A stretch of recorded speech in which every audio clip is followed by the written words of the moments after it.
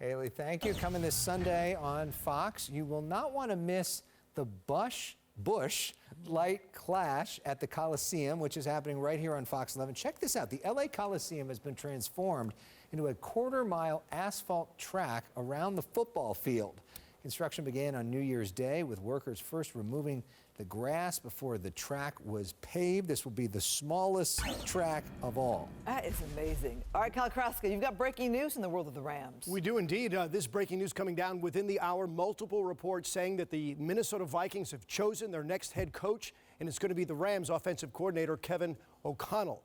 Raheem Morris was also a finalist for that position, but it is going to go to O'Connell. Of course, he will have to fulfill his Rams duties all the way through Super Bowl Sunday before he moves on to the Midwest. All right, let's get back to the NASCAR story now. It's back in Southern California, but not in Fontana at the Auto Club Speedway. Instead, around what used to be a football field outside of downtown Los Angeles. Sky Fox over the LA Coliseum, and you can see the short oval that the 23 drivers will circle.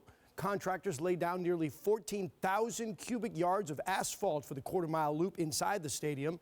Our Mark Rogandino spoke with former Daytona 500 winner and now Fox NASCAR analyst Jamie McMurray. Jamie, I guess let's start with first impressions. A guy that's driven for more than 15 years on the circuit, and obviously now you've covered it for several years. When you first walked into the Memorial Coliseum and you saw what's behind us, what did you think? Well, first off, obviously everyone knows this Coliseum. We've seen pictures of it for years. And the idea of building a track inside of this I thought was crazy.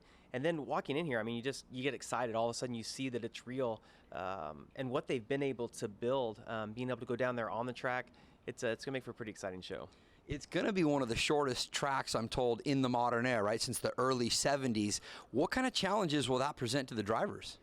Well, it's going to be fun to watch them try to learn the track. Because it's honestly, it's a little bit of a weird shape. If you see like an aerial view of it, it's almost shaped like a football, ironically, in a football field. So just a really short track, and the inside of the track has some like little speed bumps, trying to keep those guys off of that so they're not right against the inside wall. So I can't wait to see how the guys navigate that and how they decide what lines they're going to run. I think the biggest thing, being such a short track, is I don't know that you would want to be the leader on the last lap, because you'll get moved out of the way.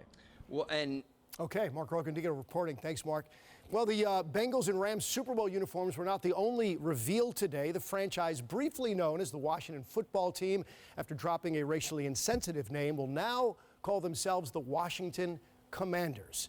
And here is a look at the official uniform reveal. The colors remaining the same, burgundy and gold, but that's about it. What stood out to me here is the fact that the name Commanders doesn't really stand out. Hardly noticeable, if at all.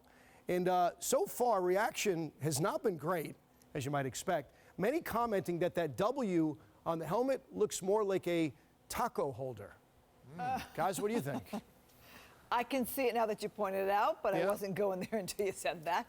All right, we've got a lot of stuff coming up for you at 6 as well. Yes, Lincoln Riley on the first signing day with the Trojans. We're going to hear from him, so stick around. We'll be back in about 30 minutes. My family's all from Washington, so I've rooted for that team. I was hoping that their name would be the Washington Lobbyists, because those are the only people that ever win in Washington. So there we go. All right, Kyle, thank you. Coming up, one woman's encounter with wildlife is going viral. You've got